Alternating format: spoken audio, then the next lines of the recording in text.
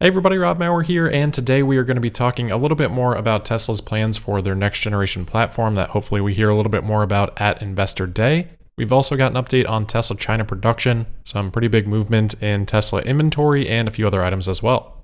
Another nice day for Tesla stock, faded a little bit in the afternoon, but still finishing up 3% to close at $207.32, while the Nasdaq was down 1% on the day. So it's been a really nice period of relative strength here for Tesla, up 12.5% over the last 5 days, while the Nasdaq has been down about 2.5%. A couple other quick updates on the stock. We did have another Form 4 published last night. Not Elon though, this was from Tesla CFO Zach Kirkhorn, disclosing the sale of 3,750 shares. This was a pre-planned sale as of July 29th last year, so nothing out of the ordinary. We see these pretty consistently from Zach. The other form, which was filed today, is a Schedule 13G, so this is a disclosure of ownership stake above 5%. This is from Vanguard Group. This is the same type of filing that we had talked about with BlackRock a week or two ago. So just like with BlackRock, Vanguard Group already had a stake above 5% last year, so they filed the same paperwork last year, though at that point in time, they had 6.2% ownership. So over the last year, they've actually added about 30 million shares, or about $6 billion worth of Tesla stock at today's prices.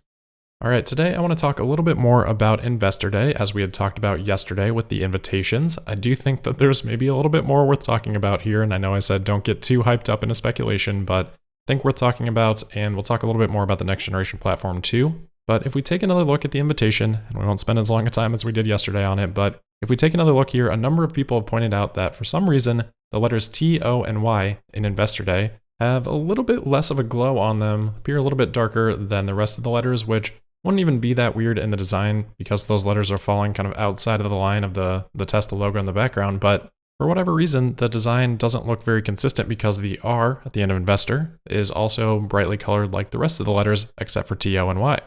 So the big question that has now arisen is if Tesla is subtly trying to emphasize toy in the invitation. We know they're trying to leave hints at least a little bit based on the background and what Tesla has done before. So as ridiculous as it may sound, it's at least worth asking the question, having the conversation. And the word certainly does have relevance, as we'll talk about a little bit more here in a second.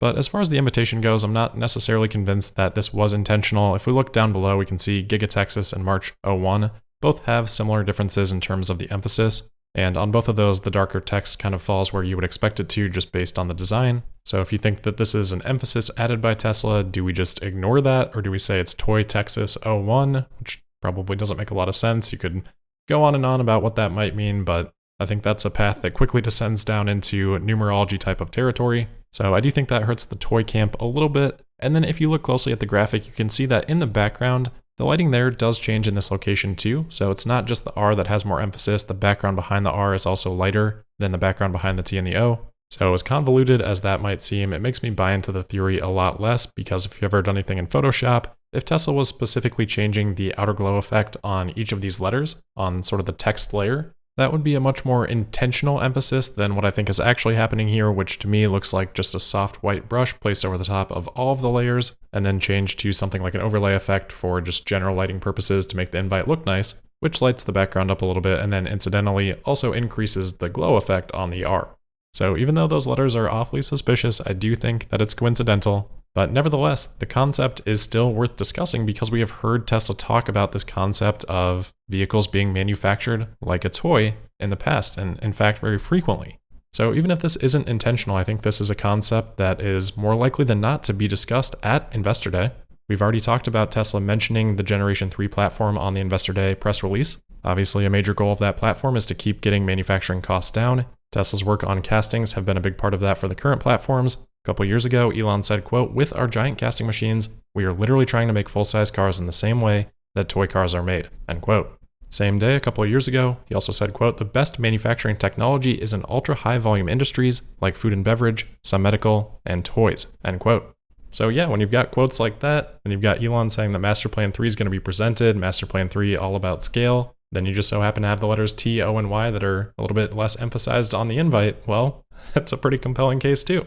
Then you've got the background, and all of a sudden those side bodies kind of start to look like they're the size that a toy car might be. Gets even a little bit more suspicious. So why does it even matter if Tesla's trying to emphasize this? We already know they're going to talk about scale, but if they are trying to emphasize this and those side shots are an indicator of what they're trying to emphasize, in combination with some of these comments from Elon about manufacturing of toys and a patent that we have seen from Tesla published back in 2019, filed in 2018, which outlined the idea of multi-directional unibody casting.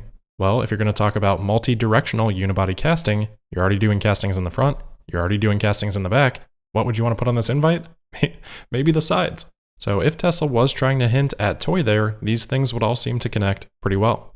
Now, while we're on the topic of Generation 3, there are a couple of things that I want to refresh people's memory about. First is a comment from Elon back at Battery Day. This was September of 2020, so 2.5 years ago. Elon said, quote, "I mean, that said, maybe on the order of 3 years, when we can do a lower cost, like a $25,000 car, I think that will basically be on par, maybe slightly better than a comparable gasoline car. So I think maybe it's on the order of 3 years-ish," end quote. I think with the delays that we have seen for the Cybertruck and the Semi and FSD Beta and just Tesla time in general, people kind of just write that timeline off, but it's a good reminder that Tesla should be pretty far along in the development, at least of that vehicle, even if it's not quite ready for production this year. And both of the last couple of earnings calls, they've kind of chuckled about future product releases and said, yeah, we're not going to talk about that stuff yet. But in a way that seemed like there is actually something there to talk about versus how that question may have been answered in the past. The second thing that I want to refresh our memories on is Idra's comment that they had shipped a 9,000-ton Gigapress to a customer in Asia. Given that this seemed to be the second one that they had made, and the first one is obviously in Giga Texas, plus it was in Tesla's color palette, it would seem like that was probably destined for Tesla. If the 9,000-ton press they just received at Giga Texas is meant to be producing vehicles later this year, then maybe the same could be said for the one that is hopefully, presumably going to Tesla in Asia. Perhaps that's for Project Highland. We still don't know the full details on that. And if that is for a Generation 3 vehicle, then maybe that contradicts a little bit of the argument for anything about a multi-directional unibody casting, which from the patent looks like at least 2, maybe more gigapresses that are perpendicular to each other working together. And at least as far as we know, we haven't seen something like that ship from Idra. So we're still left with that open question about what this one would be for if it did in fact go to Tesla in Asia. So it's a lot to try to piece together, and I understand that a lot of this is speculative. We can just wait a few weeks and find out what Tesla's got to say, but if nothing else, it is fun to try to put these puzzle pieces together. It's just important to keep the speculation a little bit in check and hopefully provide as much on both sides of the speculation as we can to figure out what might be realistic, rather than just finding a couple things that might connect and hyping those up. So that's where we'll leave it for now. Hopefully that kind of wraps up the speculation on those invites, but definitely let me know what your thoughts are on this in the comments today. For now, we'll move on to China production. So I mentioned yesterday we didn't have those numbers yet. I did receive those. So according to the CPCA, we now know that Tesla produced 58,270 vehicles in total in January out of Shanghai, 21,345 Model 3, 36,925 Model Y. So that Model 3 to Model Y ratio is basically exactly what we saw in December. No major surprises there. And overall, that production number just above 58,000. It's pretty much in line with my expectations. My model had 59,400, so about 1,000 more than were produced, but obviously that's only about half a day's worth of production. I believe Tesla had production stopped from the 20th through the 28th, if I remember correctly, but if we assume 22 calendar days of production, it's about 18,500 per day. It's a strong number, but it is below the peak that we saw back in November. That was about 20,700 per week. So this would be about 90% of the demonstrated capacity for the days that Tesla was actually in production during the month. So we'll see how that changes in February, if that picks up at all. I do think that Tesla is shifting focus a little bit, as I've talked about before, from just trying to absolutely maximize production at all costs out of Shanghai to focus a little bit more on cost efficiencies at the scale of production that they're at. And part of that seems to have been reducing working hours for shifts. So we'll see if that's been more of a temporary thing here for the last couple of months with all the impacts of COVID and the holidays, or if this is more the peak type of rate that we should be looking for from Tesla this year out of Shanghai after some of those adjustments have been made. The other interesting thing on the production number, that now allows us to compare versus wholesale sales, which were of course about 66,000. So Tesla actually reduced inventory by about 7,800 vehicles here in January. It's probably a decently positive sign for domestic demand in China. But of course, we had the price cuts, and in general, probably just too early to say. It is interesting, though, that the drawdown happened here in the first month of the quarter. We have not seen that in any first month of the quarter over the past 2 years. Inventory has always grown in those months. Obviously, though, a lot of factors there with price cuts, with Tesla trying to unwind the wave, a lot more inventory coming into the month, and then also production being shut down for basically the last week of that month. So although a major outlier, not something that I'm reading too much into there.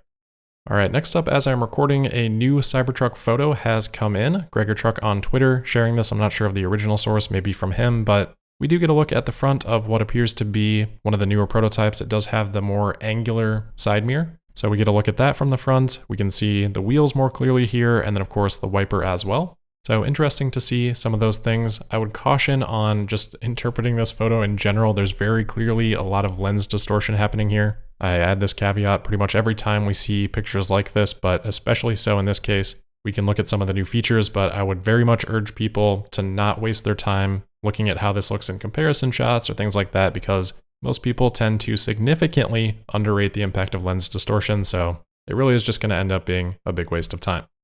All right, next we've got a quick inventory update on the Model Y. Earlier today, Tesla added about 250 Model Ys to inventory. Most of these seem to be 4680 lower range vehicles, and they are actually starting as low as $50,990. Which gives us an answer for how these would be priced following the most recent round of price increases that we have seen on the Model Y.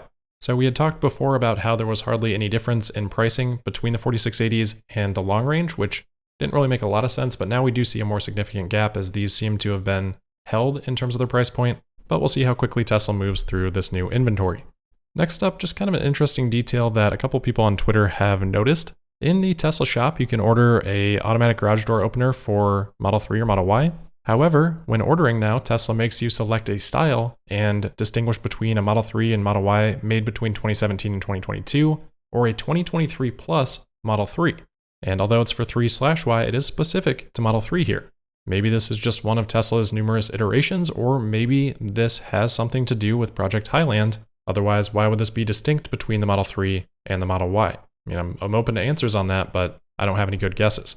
It's an interesting time right now, to say the least, for Tesla. And in terms of this being connected to that, and I know we've talked about the radar and the communication thing expiring on that, Minus Ycore on Twitter did point me to something that said that the documents relating to this won't be released until March 7th rather than February 7th, as we had previously seen on that extension request. I haven't fully verified that, but it looks like we may be waiting a little bit longer for details on that. All right, last couple of quick things here. Redwood Materials today has announced that they have received a commitment for a $2 billion Department of Energy loan for battery materials. This is a similar loan to what Tesla received a long time ago. Hopefully this should help Redwood Materials. They say that they are going to be using this to support their phased construction as they accelerate construction and expansion of their first battery materials campus, which we previously talked about. They do say this is conditional, so the funding will unlock based on different tranches, milestone-based tranches that they hit. Finally then, hopefully most of you have seen today, as we had talked about yesterday, SpaceX did attempt their static fire test of the 33 Raptor engines for Super Heavy. By and large, this was a very successful test for SpaceX. They did say that they turned off one engine just before start and one stopped itself, so 31 engines firing overall. Still though, a new record for most rocket engines firing at the same time. Elon did say that that would produce enough thrust to get to orbit, so still great results, and SpaceX will learn a ton from this. It'll be really interesting now to see if they go to another static fire test from here, or if this is enough to make them confident in trying an orbital test somewhat soon. Knowing Elon, I've got my guess on that, but we'll wait and see. So this is a huge day for SpaceX. Huge congratulations to the team. And then one other thing that did come out of comments from Gwen Shotwell that we talked about yesterday, this went largely overlooked, but she did say that, quote, "This year, Starlink will make money. We actually had a cash flow positive quarter last year," end quote. So that is awesome to hear for SpaceX. Starlink is still very early stage. For it to already be trending towards cash flow positive, I think is a tremendous sign for SpaceX's business. All right, so pretty exciting day. That is where we'll leave it for today. As always, thank you for listening. Make sure you're subscribed and signed up for notifications. You can also find me on Twitter at Tesla Podcast. And we'll see you tomorrow for the Friday, February 10th episode of Tesla Daily. Thank you.